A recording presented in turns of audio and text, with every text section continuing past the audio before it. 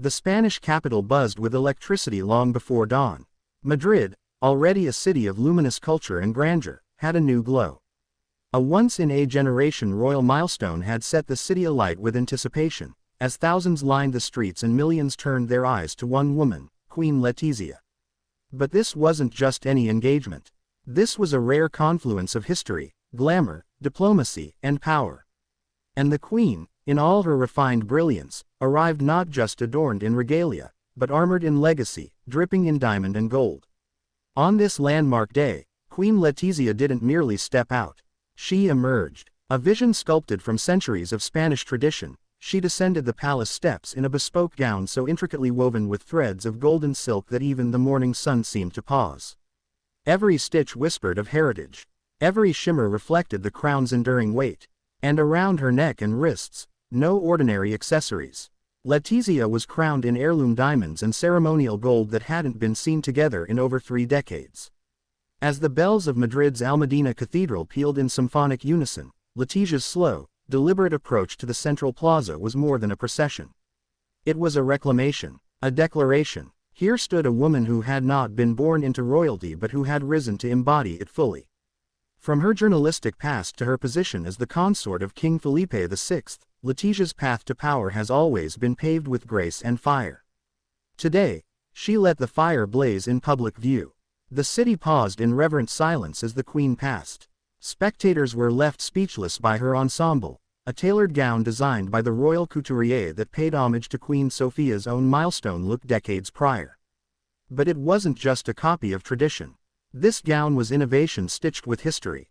The embroidery told stories of old Castile, with symbols of strength, unity, and sovereignty. The cuffs bore golden thread motifs resembling olive branches and royal crests. Around her neck lay the Corona de Castilla choker, an ancestral jewel passed through generations of Spanish queens. It gleamed under Madrid's crystalline sky, each diamond catching the light like stars reborn. The bracelet adorning her right wrist once graced Queen Victoria Eugenie during her silver jubilee, and the earrings were from the personal collection of the late Queen Maria Cristina. Every piece spoke, and what they said was clear: this queen understands the power of symbolism.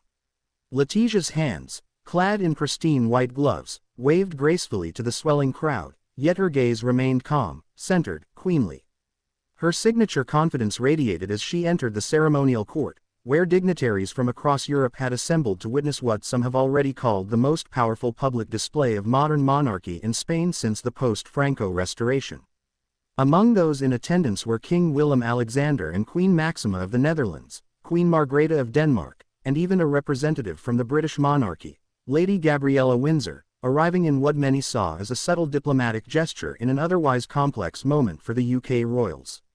But even amid this elite gathering, it was Queen Letizia who commanded the spotlight.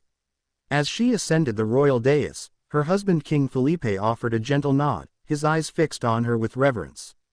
There was no mistaking it, this was her day. With deliberate poise, Letizia placed her hand over her heart, acknowledging the roaring applause. That single gesture said everything. Here stood a queen who not only represented a nation but who had earned every ounce of admiration she now received.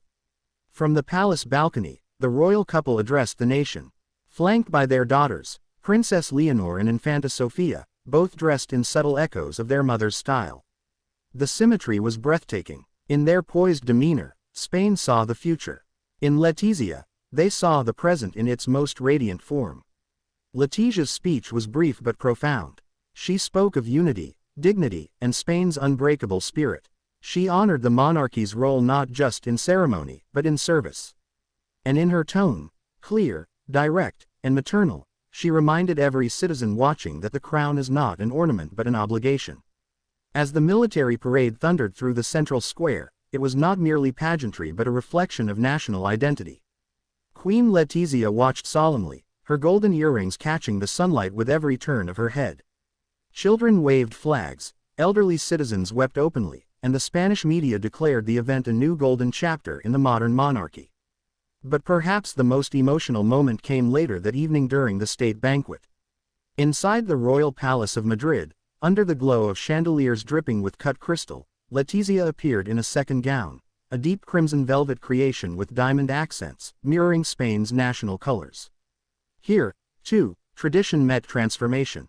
And as the queen raised her glass for the final toast of the night, her words echoed beyond the marble walls. This is a monarchy that listens. A monarchy that serves. And a queen who walks with her people.